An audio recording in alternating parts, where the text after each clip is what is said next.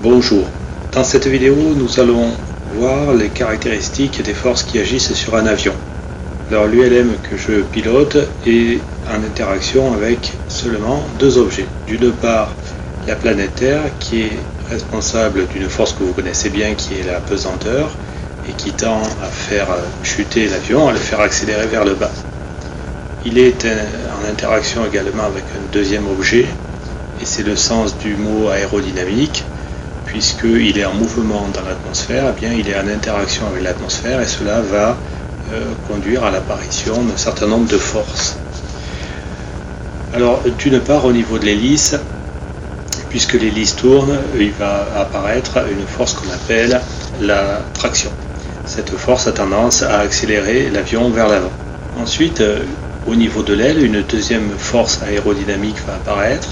C'est cette force qui permet d'expliquer que l'avion puisse voler, puisqu'elle s'oppose au poids et tend à accélérer l'avion vers le haut, verticalement. Une troisième force aérodynamique est une force qui apparaît chaque fois qu'un objet est en mouvement dans l'air. En fait, c'est une force de frottement. Les aérodynamiciens appellent cette force la traînée. Alors la traînée agit en s'opposant au mouvement de l'avion, c'est-à-dire qu'elle a tendance à accélérer l'avion vers l'arrière, à ralentir l'avion.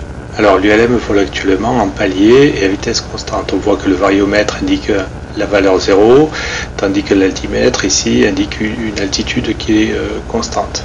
On peut voir également sur le badin que la vitesse reste à 150 km/h.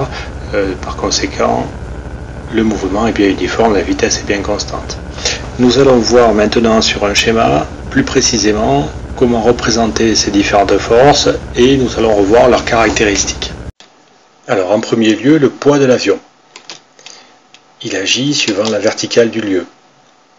Il agit bien sûr de façon à accélérer l'avion vers le bas, c'est-à-dire à le faire chuter. Et son intensité est proportionnelle à la masse de l'ULM, à peu près 400 kg. Cela donne dans les 4000 Newton pour la force. On peut représenter ces 4000 Newton en faisant varier la longueur de la flèche. Enfin, on attache cette force au centre de gravité de l'avion, qui est ici situé entre entre le moteur et le pilote. Ensuite, parlons de la portance. Dans le cas d'un vol en palier, celle-ci compense exactement le poids. On peut dire également qu'elle est perpendiculaire à la direction de déplacement de l'air par rapport à l'avion. Enfin, elle s'applique au niveau de l'aile, à peu près à un tiers de sa longueur en partant du bord d'attaque. La troisième force que nous allons décrire est la traînée. C'est le nom donné au frottement, on l'a dit. Pour un objet se déplaçant dans un fluide, cette force est dans la direction de l'air relatif, la direction du déplacement de l'air par rapport à l'avion.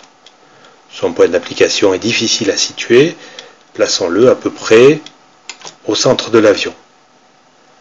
La valeur de la portance est sensiblement inférieure, la valeur de la traînée est sensiblement inférieure à celle de la portance. C'est pourquoi la flèche, nous allons la représenter plus petite.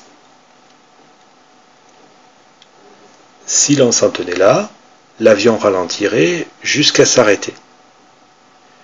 La force qui s'oppose à ce ralentissement, on l'a dit, qui accélère l'avion vers l'avant, est la traction. Elle est générée par le moteur et l'hélice.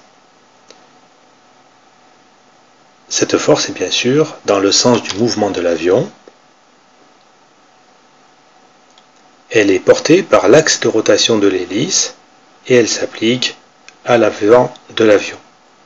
Sa valeur est dans ce cas de figure à peu près la même que la valeur de la traînée puisque l'avion vole à vitesse constante. Voilà donc pour ces quatre forces qui permettent d'expliquer le vol d'un avion lorsque l'avion est en palier horizontal.